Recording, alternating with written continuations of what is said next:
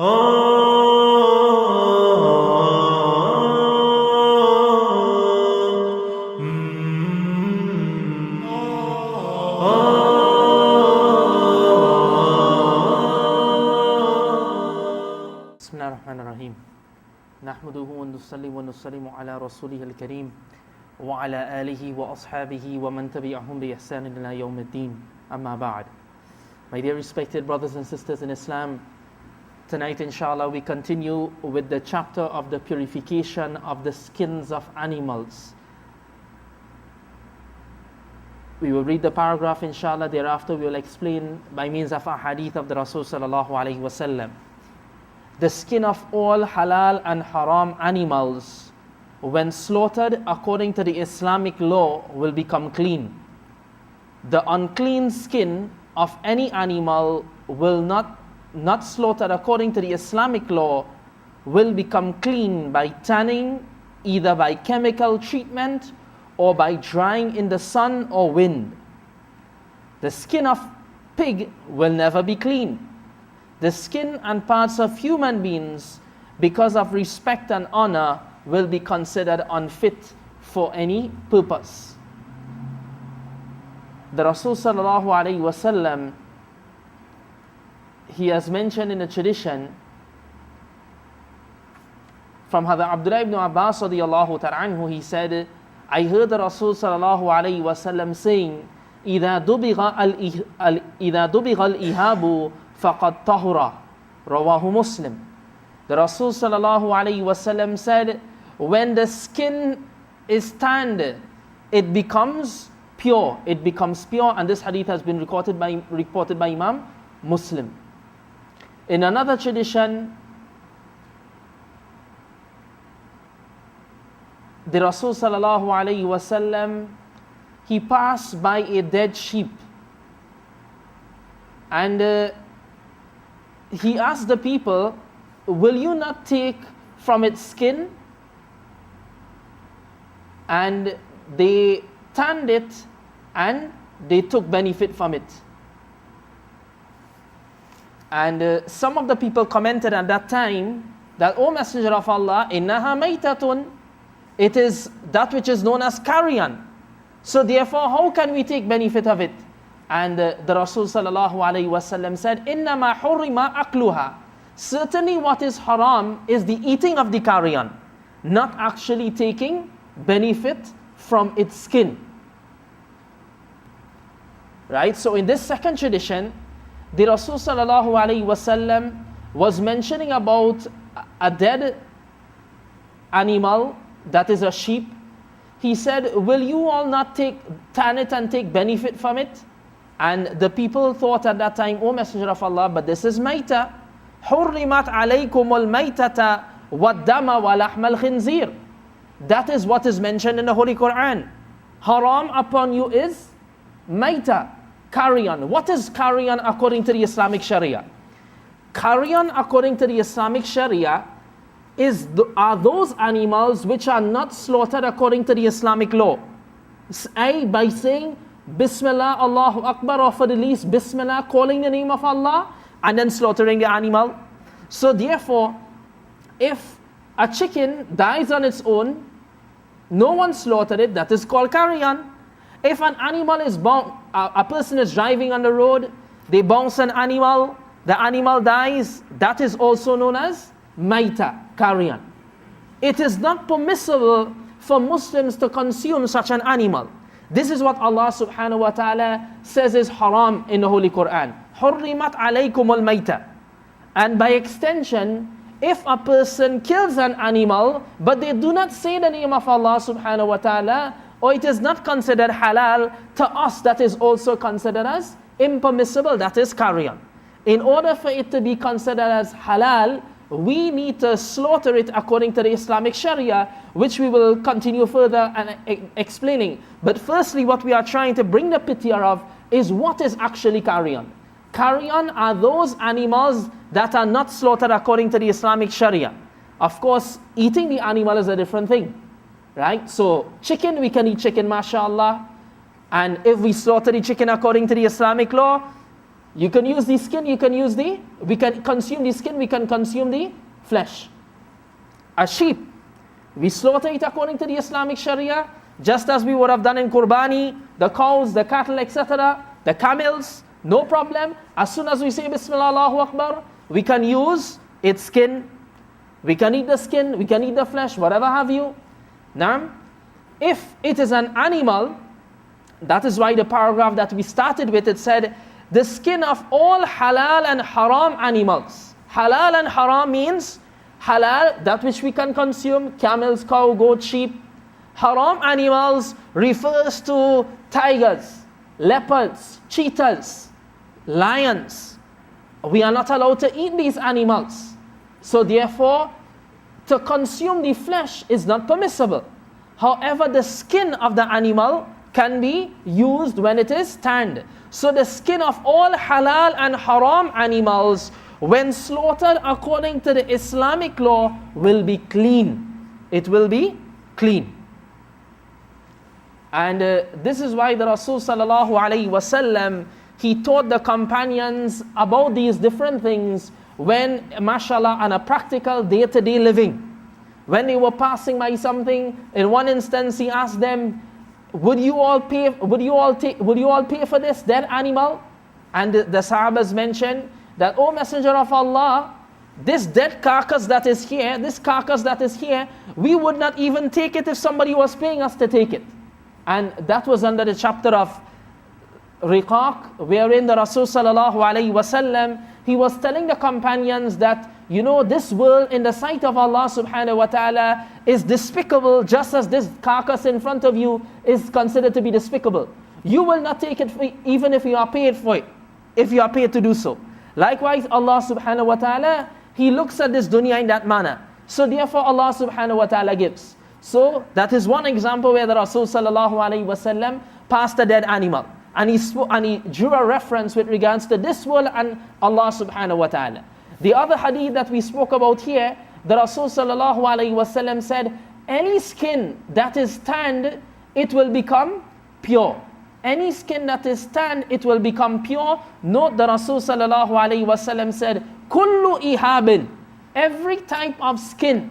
So this is why in the notes here, Mufti Shabil alayhi rahmah, he mentions in his notes the skin of halal and haram animals. Had the Rasul sallallahu alayhi wasallam made an exception to haram animals, we cannot even use the skin of haram animals, then he would have mentioned that. But he said, kullu ihabin dubigha faqad tahura, every skin that is tanned, it becomes pure. So therefore halal and haram animals, we can use their skin as long as it has been tanned. So we understand from this, my dear respected brothers and sisters, as we said, Qurbani, we slaughtered the animal, skin, meat, everything was halal, mashallah. Right? Of course, we will not eat the hooves. Right? And that's another masla whereby those things that are not affected by the slaughtering of the animal, for example, the wool, the horn, you can cut the horn, you can shave off the wool, it will not harm the animal, then we will not consume it. But those things, you cut it and there's no need to slaughter the animal for us to consider these things to be pure or not. Right? Like the horn and the hair of the animal, you cut off piece of the hair, it's not like the hair is najis. Right? What happens is now, we want the skin. We want to use the skin. What can we use the skin for? People use it to make leather bags. You can make a musalla with it. People make vessels whereby you can keep water in it. This used to take place in the time of the Rasul sallallahu alayhi wasallam. So this is why in the books of fiqh it is mentioned, جازت كل إيهاب دبغ فقد طهر جازت الصلاة فيه والوضوء منه. Salah is permissible in it. If a person makes something, a leather garment, they can wear it. And also salah upon it also. If a person were to make a musalla, a prayer mat with the skin, right, they tanned it, it would be permissible. وَالْوُضُوءُ مِنْهُ. Now a person makes a leather bag, whereby they can put water in there, and there's water. A person wants to know, but you know what? That was a dead animal. That person got that skin from a dead animal. That was not a halal animal. Yes, of course, Beshak, the animal was not halal, but when they tanned the skin, it became pure. When they tanned the skin, it became pure. So that is with regards to the halal animals and also haram animals. We tan the skin of haram animals, it will also become pure. It will also become pure. إِلَّا جِلْدَ الْخِنْزِيرِ وَالْآدْمِ. Except, of course, we are not allowed to use the skin of pig and the skin of human beings. We will come to that inshallah. Sometimes you will see a hadith, like for example, Imam Malik rahmatullahi alayhi, he is of the opinion, no, maita, you pass on the road and you see a dead cow, you see a dead goat, a dead sheep, you can't use that. He says his dalil is, لا تنتفعوا من الميتة بإهاب. The Rasul sallallahu alayhi wasallam did say, do not take benefit of the maita, the dead animal, with its skin. With its skin. So we also agree, yes, that the Rasul sallallahu alayhi wasallam did say that. But what he meant is that, of course, the explanation comes about because of the other hadith that we read.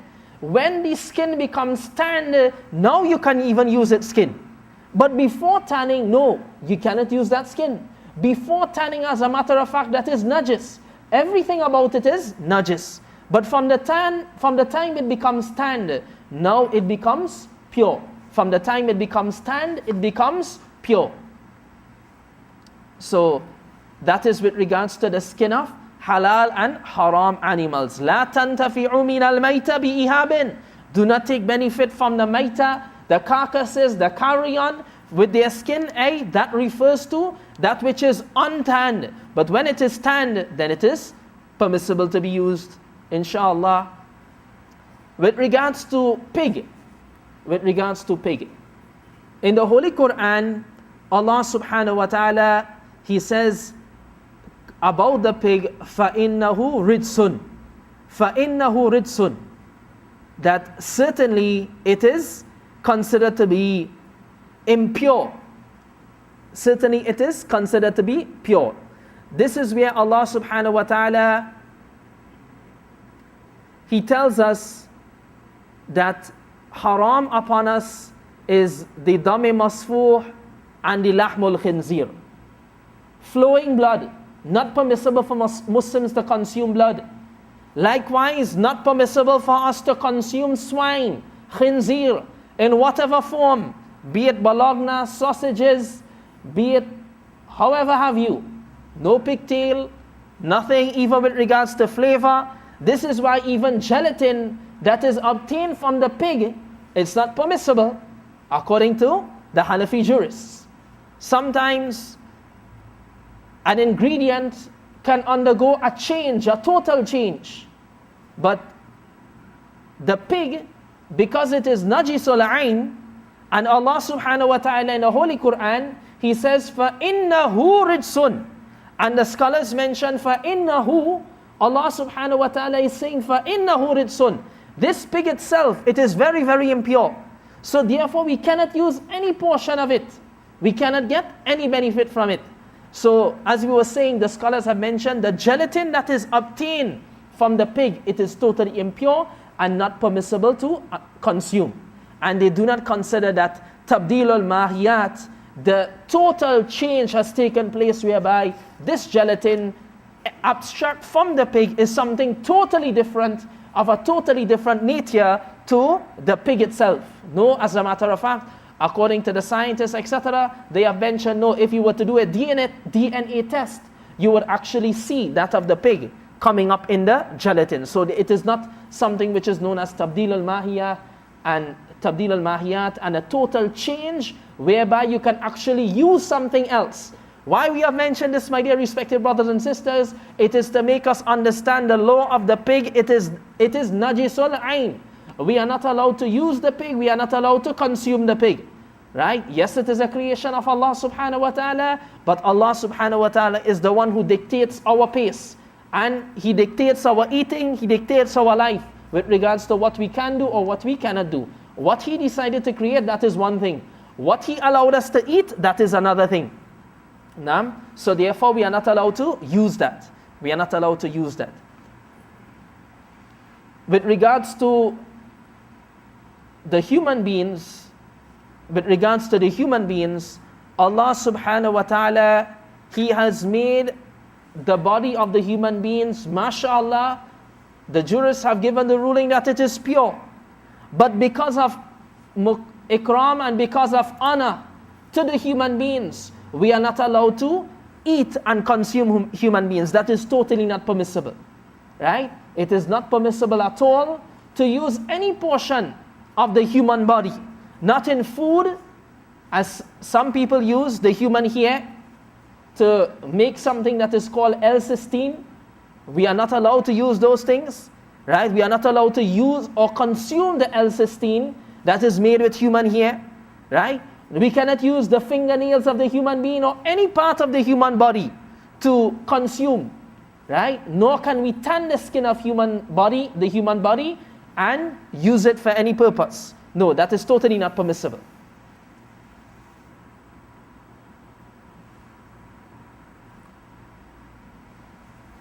So again, the skin of all halal and haram animals, when slaughtered according to the Islamic law, will be clean, right?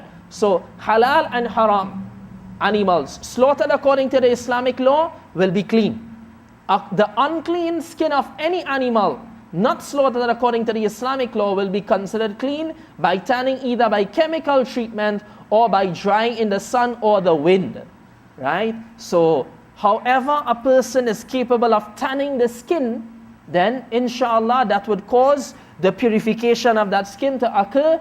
And according to the Hanafi jurists, they do not restrict any particular method of tanning. No matter what type of technology we use, what type of updated medicines or chemicals that are there and that are found in the local market, you can use whatever we want, inshallah, as long as the objective is achieved, that the skin becomes tanned.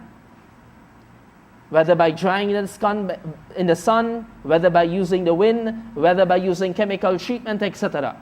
The skin of the pig will never become clean, as we have mentioned. The skin and parts of the human beings, because of respect and honor, will be considered unfit to be used for any purpose. Even the bones, right? Sometimes people dig up the graveyard and they will find bones. We cannot use these bones to prop up the table, nor can we use it to do anything, right? Prop up a piece of wood in the grave or something like that. No, we cannot get benefit of any part of the human body. We have to bury back those bones that we have found. With regards to the sha'rul mayta and the admuha, we have mentioned that is considered pure because that does not have any life in it. With regards to whether the animal is living or it is dead, it makes no difference to the wool or the hair of the animal. You can cut the hair of the animal, it does not affect it in any way. There is no life in that. So in other words, the saying Bismillah Allahu Akbar and slaughtering that animal has no bearing upon the horns of the animal or the hoof of the animal or the hair of the animal. That is like a third party.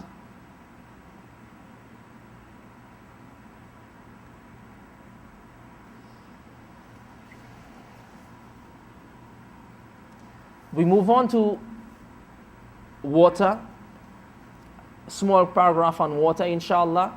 Right? We spoke a lot about, we are coming to the end of the chapter of purification. And we did speak about some of this, inshallah. We are going to mention it again according to the sequence of this kitab. Ghusl and wudu can only be performed by natural water. Example, rainwater, river water, lake water, sea water, spring water, well water, water melted from snow and ice. And we have spoken about these things in detail, inshallah. As we have mentioned, because of the sequence of the book, we are just going through it again. Such water must be pure and clean. We did all the conditions of how water will be considered clean, what is considered to be large amounts of water, what is the amount of water that a little drop of najasat in it will not affect it, and what is the amount of water that is considered small, that a little drop of najasat in it will cause the entire amount of water to become impure.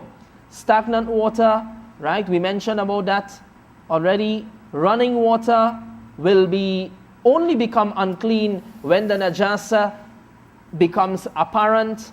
The taste, smell of the najasa can be detected in the water. right? And we explained all those things when we spoke about the different types of water, and we spoke about najasatun ghalidha and najasatun khafifa. We now continue to speak about that person who is considered a ma'adhur in the Sharia, a person who is considered to be an excused person, a person who is suffering from some type of illness. A person who, due to some illness, example, bleeding, dripping of urine, passing of wind, remains constantly in the state of impurity for a full period of the time of a salah, not being able to perform that fard salah with an unbroken wudu, is called a ma'adhur, that is an excused person. Such a person will continue to be a ma'adhur as long as the illness occurs at least once in every period of a salah, thereafter becoming a ma'adhur, and will no longer continue to become a ma'adhur whenever the illness does not occur at all in a period of salah. Right? So we go on to a new topic. Inshallah, at another time, we will take one session to do the topic of istinja. And thereafter, inshallah, we will also deal a bit with haid, menstrual bleeding, afterbirth bleeding, and abnormal bleeding, inshallah. We will touch upon that also for the benefit of the sisters. And also the males who would need to deal with situations of their families, etc. But before we go there, we will deal with the topic of the ma'adhur. Who is considered to be a ma'adhur according to the Sharia? The ma'adhur, according to the Sharia, is that person who is suffering from an illness. They cannot become pure. They either have the illness of dripping of urine on a continuous basis, passing of wind on a continuous basis, bleeding on a continuous basis. And they are different. A person will begin to be a ma'adhur and then continue to be a ma'adhur. We will explain, inshallah. How does a person become a ma'adhur according to the Sharia? A person can have a cut, we explained that, and it is bleeding. Salah is started in the masjid.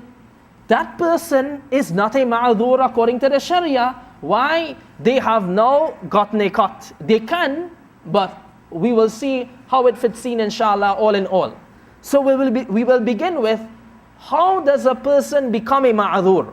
And we will make it simple firstly.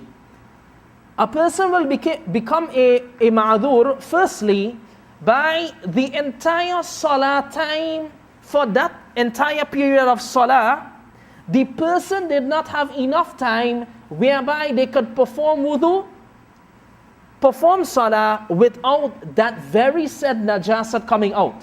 For example, a person, they had some sickness and they went to the hospital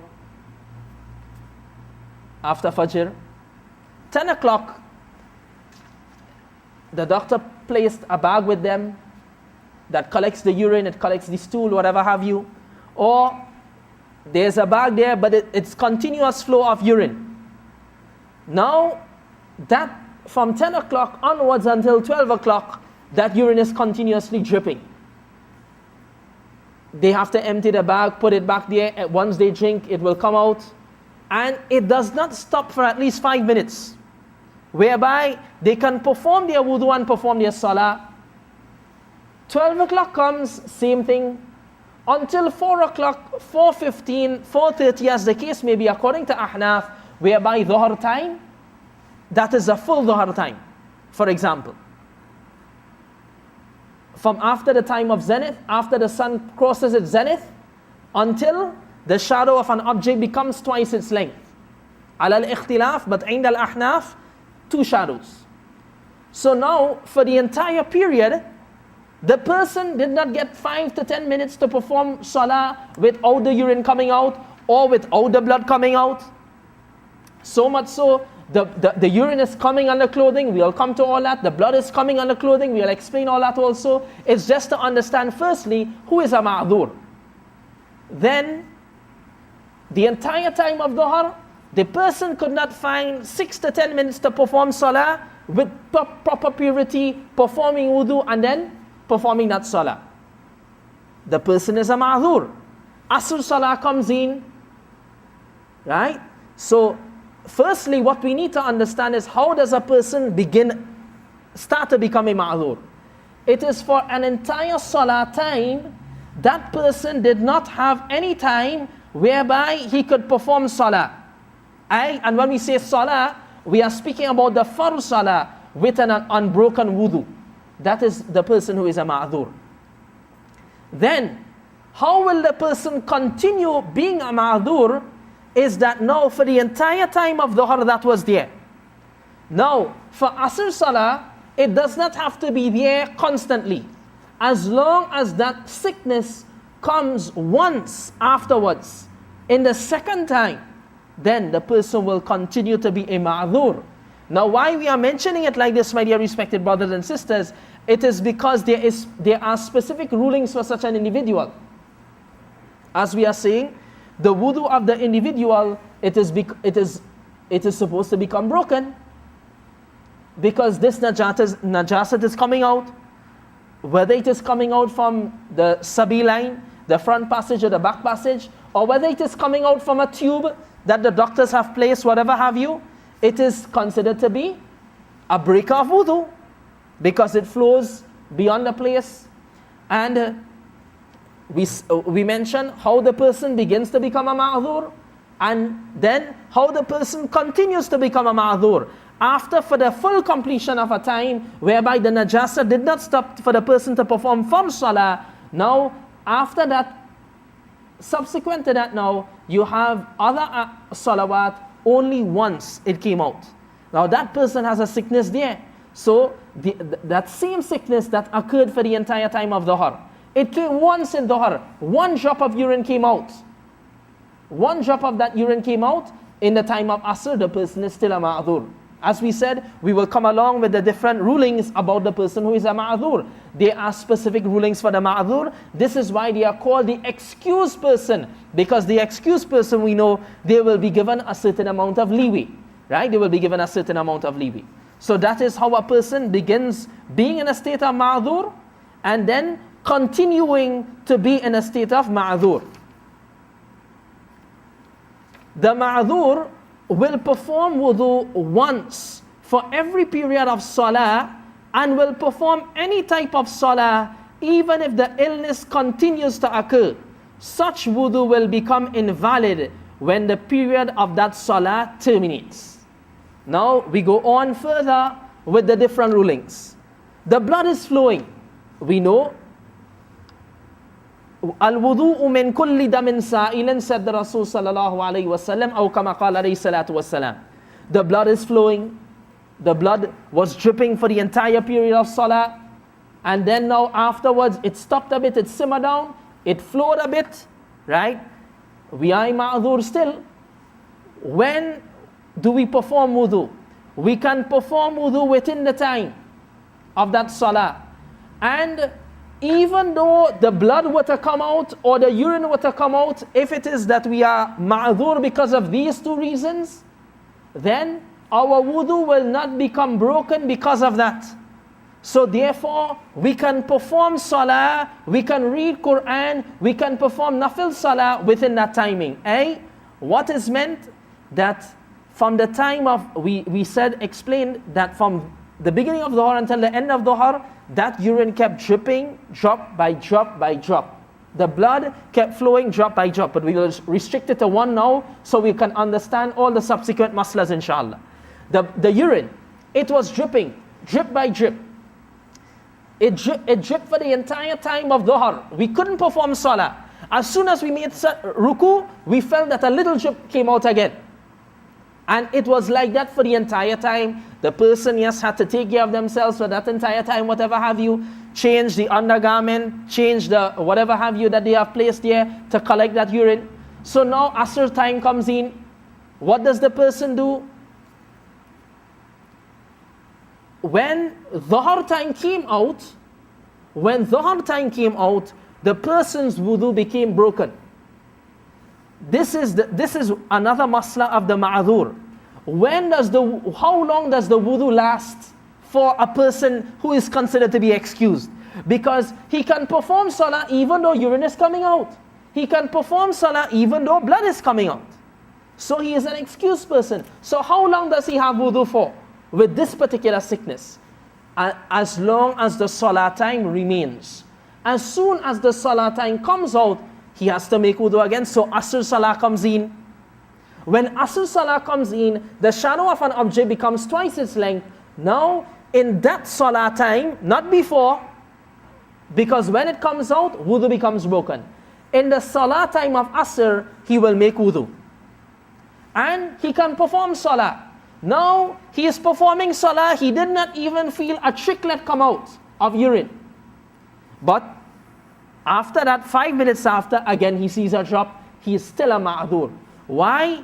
In order for the person to be a ma'adhur, we mentioned that after the full period of salah, the condition of him continuing to be a ma'adhur is that it occurs once in every salah timing afterwards. Right? And it's not essential now that every moment of the second salah timing he has to experience this type of najasat. So when his wudu will become broken? When the salah time comes out. So Asr Salah now. Asr Salah, he performed this Asr Salah. Probably nothing came out, but after he performed the Asr Salah, sitting doing his dhikr, he felt something come out. His wudu is not broken. His wudu is not broken. Why? He's suffering from an illness. And this particular illness, that is what is flowing. So his wudu does not become broken. When Asr Salah comes out, Maghrib Salah comes in, he cannot perform Maghrib Salah with that wudu of Asr. Why? His wudu became broken by the coming out of the Asr Salah. Now he has to make wudu in Maghrib Salah. Right? And he will perform the Maghrib Salah. He feels a drip of urine coming out in Maghrib Salah. No problem. Why? He's ma'adhur. And afterwards, he waited for 20 minutes. He still has time for Maghrib, but within 20 minutes, no urine came out. Why is he still a ma'adhur? Because remember we mentioned, it has to begin with one entire span of salah, of a salah time. Then, after that, subsequent to that, only once must that particular illness occur during any length of salah time, and the person will continue to be a ma'adhur. The person will continue to be a ma'adhur. A ma'adhur will make fresh wudu if any other breakers of wudu occur besides the particular illness. A ma'adhur, what has been said here, a ma'adhur, he will make wudu if he breaks his wudu for some other reason. Now we are saying that what? Urine is coming out. He is a ma'adhur because of urine dripping out. And remember very carefully, and remember very well, we are not speaking about that which is considered to be istibra, and we will come up to that in the chapter of istinja, inshallah, whereby a person will go to urine, and a few minutes afterwards they feel a little drop of urine coming out. We cannot be performing for salah and we feel that little drip of urine coming out. No, our wudu is broken. Why? That person is not a ma'adhur. Because it's not a sickness they are suffering from. They had to wait until that little drop of urine came out.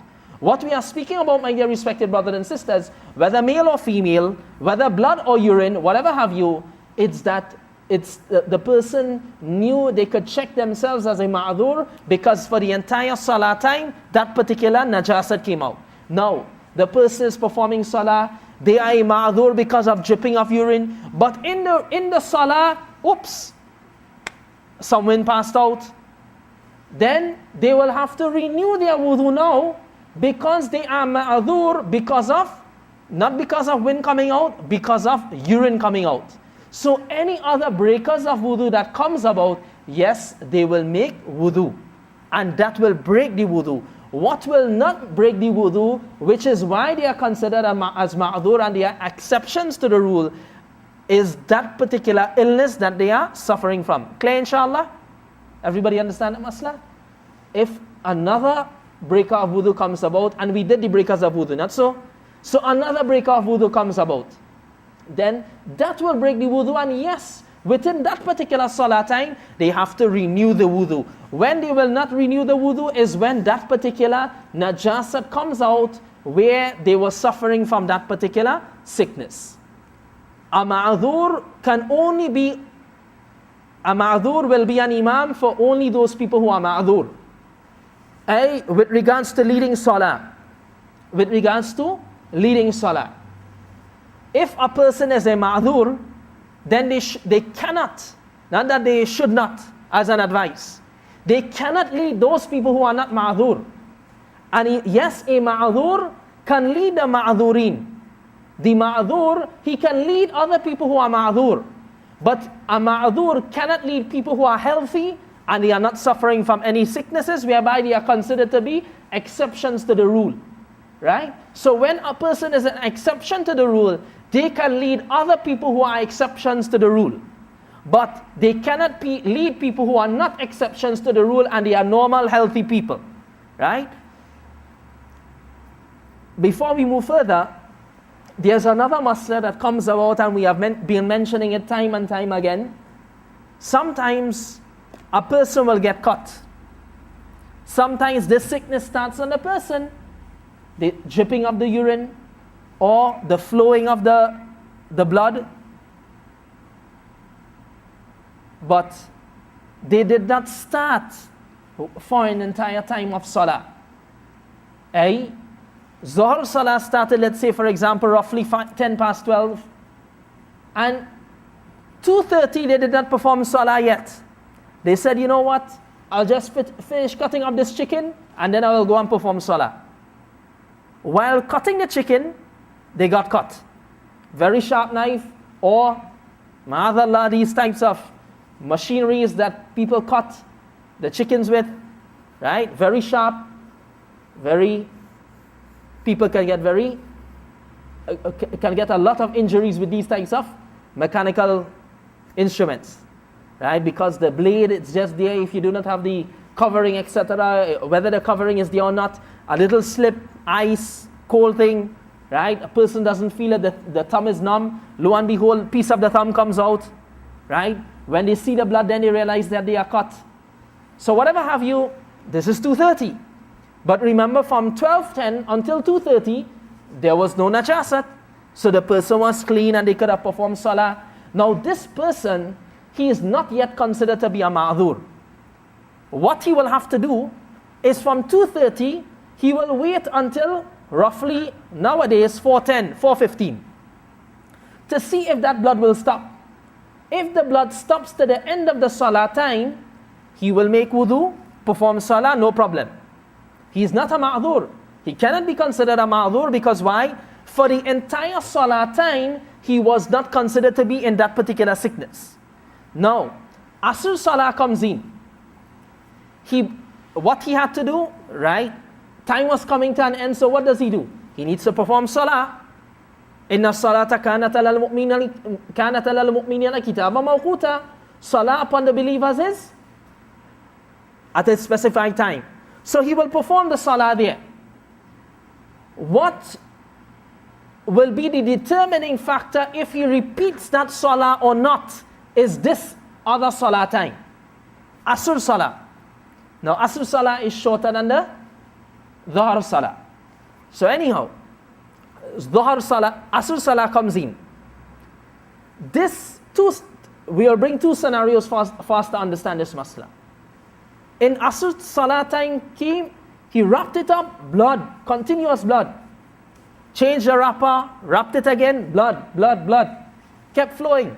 Maghrib salah came in, still blood. So he performed Asr salah while this blood was also flowing. So that injury that occurred with him at 2:30, it was not a full span of time. Now Asr salah, it did occur for a full span of time. So now we are sure he is a ma'adhur. So therefore, he does not have to repeat his Dhuhr Salah. Understand that, inshallah? He does not have to repeat his Dhuhr Salah. Look where it is now, he has to repeat his Dhuhr Salah. 2:30 got cut. 4:15 Asr Salah came in. He performed Dhuhr Salah in a state of impurity. Why? This blood kept flowing, but he had to perform Salah. Now, 4:45, the blood stopped completely. 4:45 until 4:30, no blood. 5:30, sorry. 4:45 until 5:30, no blood. 5:50, no blood. 6 o'clock, Adhan is calling for Maghrib, no blood. So therefore, the determining factor of him becoming a ma'dhur was the time of Asr, because you cannot use Dhuhr. He did not have an entire time of Dhuhr. So now, because of the Asr Salah, there was not any full timing of flowing of blood. He is not a ma'dhur. What he will have to do is perform his Asr Salah in proper cleanliness, and likewise he will be able to he will have to repeat the Dhuhr Salah. Why? He performed the Dhuhr Salah in uncleanliness. He performed the Dhuhr Salah in uncleanliness. So therefore he has to pray it. Right? He has to pray it back with proper purity as qadha. He has to make qadha of that. Right? He has to make qadha of that. Normally, Salah is to be performed in sequence for that person who is called Sahibut Tartib. And they have performed all their Salah and they have not missed a Salah.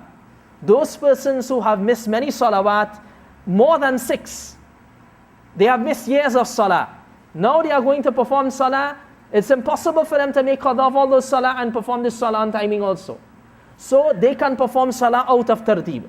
So simply, if the person is Sahib al-Tartib, yes, they must perform that previous Salah, then this Salah. However, this is a different thing whereby you are talking about a ma'adhur, right? And the person now, they are excused according to the Sharia, because we are seeing blood, so therefore we had to pray with that. And then now, Asr Salah comes in, we perform the Asr Salah, this blood was still there. However, as we said, we will wait. And the person would not rush to perform the Asr Salah. If they become clean, they will perform the Asr Salah, or they can, yes, perform the Dhuhr Salah and then perform the Asr Salah. Of course, if they have waited a very long time, whereby it only has enough time to perform the Asr Salah because they were waiting to see if this blood would stop, then they will perform the Asr Salah firstly, because they are in the Asr timing, inshallah. Right? So we will explain that masla a bit more of Sahib al-Tartib and so on when we come to the chapter of Salah, inshallah. Right? But for now, if we could try to understand the masla of the ma'adhur in itself, because that itself is a technical law, right? And as we said before, sometimes we get a little cut. It doesn't mean that we are ma'adhur. We have to wait until that cut ceases, or tie it up in such a manner that it does not flow. Right? Now, we'll just try to wrap up this topic quickly, inshallah, which would answer your question also. Note 1, if the soiled garment, soiled by bleeding, urine, etc., are washed, but become soiled again before the salah could be completed, then it is not obligatory to wash it. Salah could be performed with such soiled garments. If we wash our hand and tie it up, change the bandage, but we know that we are going to perform, and when we perform Salah, that started to flow, and it touched our garment, and anyhow we take it, we try to wash it again, and it's coming on, we are excused, and the Sharia also excuses us with regards to the law of the Qadr Dirham. Right? Because why? It is flowing. It is beyond our power. The second note is, if however, the garments or the body will not become soiled so quickly, and one will be able to perform the salah, the complete salah, with clean garments and body, then it will be wajib to wash the soiled parts when the extent of the najasa becomes more than the area of the or weight of the dirham. Right? So what is being said here, 2 scenarios. When we begin a ma'adhur, to begin the state of being a ma'adhur, continuous flow of blood, drip, drip. We are performing salah, we actually sense that our garment is becoming more and more soiled. Right? So therefore, if we change it, same thing will occur again. So no problem for that salah, we can leave it like that. Asr salah comes, it starts to simmer down a good bit. But remember what we mentioned, to continue being a ma'dhur, it has to fall one time. So if we start to see it slowing down, so when it slows down, we wash our hand and it drips a bit. We stop the salah and change it because we realize that, look, it is slowing down. We will, before it gets to the size of a dirham, we will change this salah, we will change this garment. So we change the garment and we perform salah in another garment. And that would be the best thing, inshallah.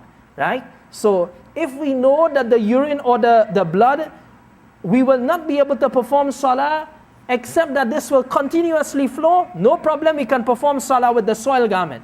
If we know that it is not flowing so quickly, and we will be capable of washing out this garment or changing our garment, and without it being soiled to the extent of the size of a dirham or the weight of the dirham, then we can change it, inshallah. So we will stop there, inshallah, and this ends the topic of the ma'dhur, the person who is an excused person. Again, briefly, the person excused according to the Sharia for the full time of salah, some sickness had occurred, like the dripping of urine, the dripping of blood, whereby it was not possible for them to perform salah in a state of purity. That is how they became a ma'dhur. And in order for them to continue becoming a ma'dhur, continue being a ma'dhur, that had to occur once in every salah time subsequent to the full salah time, whereby they experienced that type of najasa coming out. And then the wudu of the ma'dhurin, the wudu of the ma'dhur would become broken by any other type of najasa coming out other than that which they were suffering from that sickness, or any other breaker of wudu. Any other breaker of wudu. And we also mentioned that the ma'dhur, they will be imams for only those who are ma'dhurin, and they cannot become lead imams for those who are healthy. The last thing that we mentioned, my dear respected brothers and sisters, is with regards to the changing of the soil garments. If we have enough time that we can change it, and inshallah it will not become so dirty or it will not become soil again, then yes, it will become essential for us to change the garment, wash the garment. But if we know that, look, whether I change it or not, it will not make a difference, it is just going to get more and more najasat, then there will be no problem in performing salah in such garments. With that, we end today's session, inshallah. Jazakumullah.